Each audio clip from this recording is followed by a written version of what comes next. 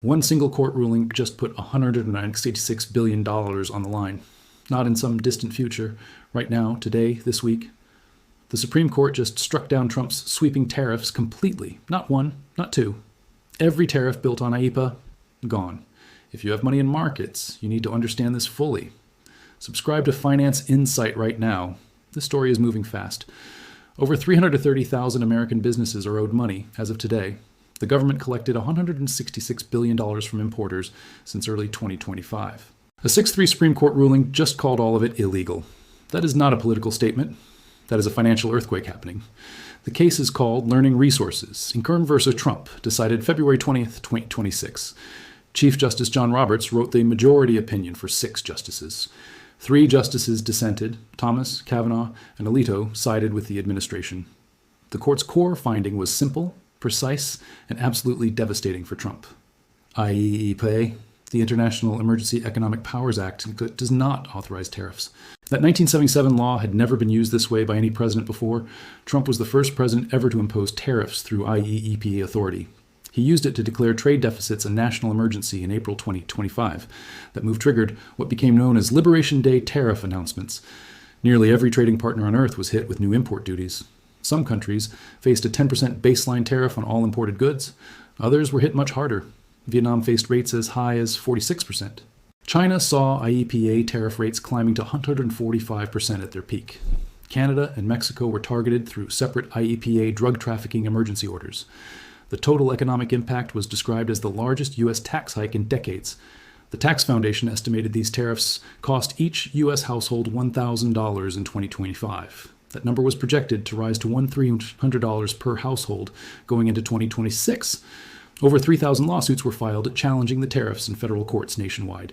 5 small businesses and 12 state attorneys general led the charge at CIT. The U.S. Court of International Trade heard arguments on May 13, 2025.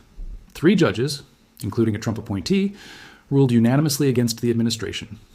They declared the IEEPA tariffs unlawful on May 28, 2025, permanently enjoining enforcement.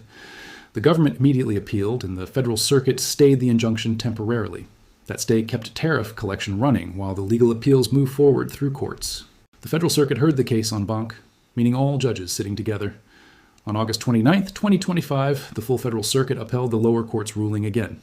The tariffs were still collected while the administration appealed directly to the Supreme Court. The Supreme Court agreed to hear the case on an expedited emergency basis in September. Oral arguments were held on November 5, 2025, before all 9 justices. Then, on February 20, 2026, the court dropped its 6-3 bombshell opinion publicly. The ruling rested entirely on the United States Constitution's Article 1, Section 8. That provision gives Congress, and only Congress, the power to lay tariffs. The court said tariffs have always been understood as a branch of the taxing power. The framers gave Congress, not the president, access to the people's pockets deliberately. Trump's legal team argued IEEPA's word regulate was broad enough to include tariffs. 6 justices rejected that argument completely. IEEPA never mentions tariffs or duties at all. The court noted no previous president had ever read IEEPA to allow tariffs before Trump. 50 years of the law's existence, 0 uses as a tariff authority, until now. That historical silence was treated as powerful evidence against the government's legal position. The ruling did not touch Section 232 tariffs on steel, aluminum, and automobiles. Those remain valid. It also left intact Section 301 tariffs on Chinese goods imposed in earlier trade conflicts. But the IEEPA tariffs, the biggest, broadest, most far-reaching ones, were completely wiped out. All IEEPA-based tariffs were terminated at exactly 12:01 a.m. on February 24, 2026. That included tariffs on Canada, Mexico, China, and virtually every other trading partner worldwide. By that point, the government had already collected approximately $160 billion in IEEPA duties. Penn Wharton budget model estimated IEEPA tariffs were generating roughly $500 million per day. The Tax Foundation calculated the total would have reached $1.4 trillion over a full decade. Now every dollar collected under IEEPA is subject to refund claims from importers. The Court of International Trade moved quickly after the Supreme Court issued its decision. On March 4, 2026, Senior Judge Richard Eaton ordered CBP to process all refunds. That order covered not just named plaintiffs, it covered all 330,000 affected importers. By late March, the scope expanded to cover 3 full categories of import entries. On April 20, 2026, U.S. Customs and Border Protection launched the CAPE Refund Portal. CAPE stands for Consolidated Administration and Processing of Entries. It went live at 8 a.m. NPR reportedly called it America's hottest website when it opened, and the numbers explain why. CBP confirmed approximately $166 billion in duties across 53 million shipments are now eligible for refund. Phase 1 covers roughly 82% of total claims, approximately $127 billion including interest. Statutory interest is automatic, 7% annually for individuals, 6% for corporations, daily compounded. That interest is accruing at approximately $650 million every single month until refunds are processed. Think about that. $22 million per day in interest is being added to the government's bill. For individual importers, this is not an abstract legal victory. This is real recoverable cash. A mid-sized retailer that imported heavily from China in 2025 could be owed millions of dollars. Hundreds of thousands of businesses are now racing to file claims before critical deadlines expire. The Phase 1 filing window is not permanent. There is an 80-day window tied to liquidation dates. Entries that miss both the CAPE window and the 180-day protest deadline may be permanently lost. That 180-day protest window is hard. It does not bend, and it does not move. The administration has not accepted this outcome quietly or without a counter-strategy in place. Trump responded the same day the ruling came down with a press conference announcing new tariffs. He said he would use Section 122 of the Trade Act of 1974 to replace IEEPA tariffs. Section 122 had also never been used this way before, another first for the Trump administration. The new 10% global surcharge under Section 122 was announced before a written executive order existed. Section 122 carries a hard 150-day cap by statute. It cannot be extended beyond that limit. That clock started ticking immediately, meaning it expires around July 24, 2026, under current readings. Trump also announced a host of new Section 301 investigations to replace Section 122 tariffs afterward. Section 301 investigations can produce permanent, uncapped tariffs, which is exactly what the administration wants. 24 state attorneys general have already filed legal challenges against the new Section 122 tariffs.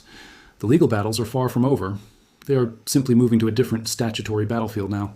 Meanwhile, the $166 billion refund process itself is under threat from a potential government appeal. The government has until approximately June 7, 2026, to appeal the CIT's refund order to the Federal Circuit. If they appeal and get a stay, refund processing could be halted midstream for many importers. Kevin Hassett, director of the White House National Economic Council, hinted at reducing refund amounts through alternative authorities. Importers who have not yet filed protective claims could find themselves outside the refund universe permanently. This is a live, moving financial situation with billions of dollars shifting hands in real time. The government is not walking away from tariffs, not even slightly. Within hours of the Supreme Court ruling, Trump announced replacement tariffs immediately. Section 122 of the Trade Act of 1974 became the administration's emergency backup plan. A 10% flat global tariff took effect at 12:01 a.m. on February 24, 2026. The very next day, Trump posted on Truth Social threatening to raise it further. He said he planned to push Section 122 to its 15% statutory maximum rate. U.S. Customs and Border Protection confirmed on February 22nd that CBP would honor the transition. IEEPA collection ended. Section 122 collection began. The tariff machine never actually stopped running. Here is what businesses and investors need to understand about Section 122 right now. Section 122 has a hard 150-day time limit baked directly into the statute itself. That clock started February 24th, 2026, which means it expires approximately July 24th, 2026. Congress would need to act legislatively to extend it beyond that hard statutory cap. There is currently no bipartisan appetite in Congress to extend it, according to analysts. Section 122 is also capped at 15%. It cannot go higher than that. That is dramatically lower than the IEEPA rates that hit some countries above 145%. Vietnam, Cambodia, Bangladesh, and Thailand all faced IEEPA rates between 35 and 46%. Under Section 122, they now pay only 10%, a significant difference for importers. But the administration was never planning to rely on Section 122 as a permanent solution. The real long-term play is Section 301 of the Trade Act of 1974 entirely. On March 11, 2026, the U.S. Trade Representative launched sweeping Section 301 investigations. Those investigations targeted 16 economies for structural excess manufacturing capacity and production practices. China, the EU, Vietnam, Mexico, Japan, India, Taiwan, and Korea were all included immediately. A separate set of investigations targeted over 60 countries for forced labor enforcement failures. Section 301 carries no rate cap and no time limit. It can go on indefinitely. Legal analysts expect Section 301 to produce country-specific tariff rates similar to old IEEPA rates. That means Vietnam, Cambodia, and Bangladesh could again face rates in the 35 to 46% range. Section 301 requires formal investigations, public comment periods, and determination-based processes before tariffs activate. Public comment submissions on the excess capacity investigation were due by April 15, 2026. Public hearings on excess capacity were scheduled to begin on April 28, 2026 at USITC. The administration has signaled an accelerated timeline to conclude findings before Section 122 expires in July. That coordination is deliberate. The goal is zero gap between Section 122 expiry and Section 301 activation. Meanwhile, 24 state attorneys general filed suit on March 5, 2026, challenging Section 122 directly. States argued the administration failed to demonstrate a genuine balance of payments crisis as required by law. That case was heard before a panel at the Court of International Trade on April 10, 2026. If Section 122 is also struck down, another $112 billion in additional revenue could be challenged in court. Importers are being advised to track Section 122 payments separately in their accounting systems now. A second wave of refund claims could follow if that legal challenge succeeds in coming months. The tariff battlefield is not shrinking. It is multiplying across multiple legal and statutory fronts simultaneously. Now let us zoom back to the $166 billion refund, because this is where it gets complicated fast.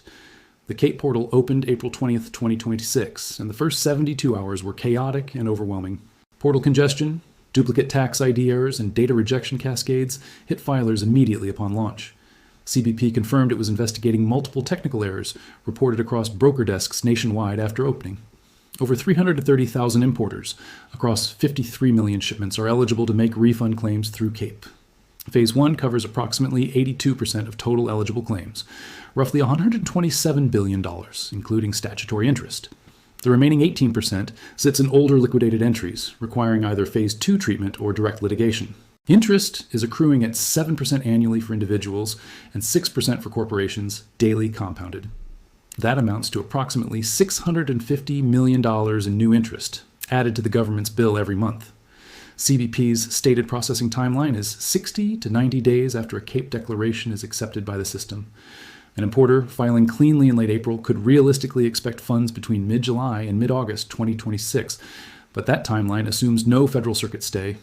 And that stay risk is very real right now. The government has until approximately June 7th, 2026, to appeal the CIT's broad refund order to the federal circuit.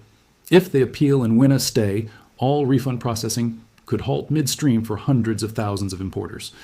White House economic advisor Kevin Hassett publicly suggested alternative authorities could reduce refund amounts significantly for importers. That signals the administration may try to offset or reduce what it owes through new tariff assessments. Importers who have not yet filed protective claims face a particularly dangerous situation going into June. Entries that pass the 180-day protest deadline without a claim filed are permanently outside the refund universe. That is a hard, non-waivable deadline under 19 U.S. Code, Section 1514. No exceptions exist for it. A secondary market for IEEPA refund claims is reportedly emerging for businesses that need cash now instead of waiting. Some businesses facing cash flow pressure are considering selling their refund claims at a discount to specialists. This is real money, not theoretical. A retailer that imported heavily from China in 2025 could be owed millions. The Yale Budget Lab estimated that without IEEPA tariffs, the average effective tariff rate dropped to 9.1%. That is still the highest tariff rate in the United States since 1946, excluding the year 2025. The Tax Foundation estimated the IEEPA ruling could save U.S. households an average of $100-200 in 2026, but that savings evaporates quickly when Section 301 tariffs arrive at rates potentially above 30%. The bigger picture here is not just about tariffs, it is about the constitutional balance of power itself. This ruling is one of the most significant separations of powers decisions issued by the Supreme Court in decades. The court reaffirmed that only Congress can lay tariffs. The president cannot do it unilaterally through emergency declarations. That reaffirmation sets a legal precedent that will constrain executive trade authority for years going forward. Congress is now being forced to decide whether to delegate more tariff authority to the executive branch explicitly.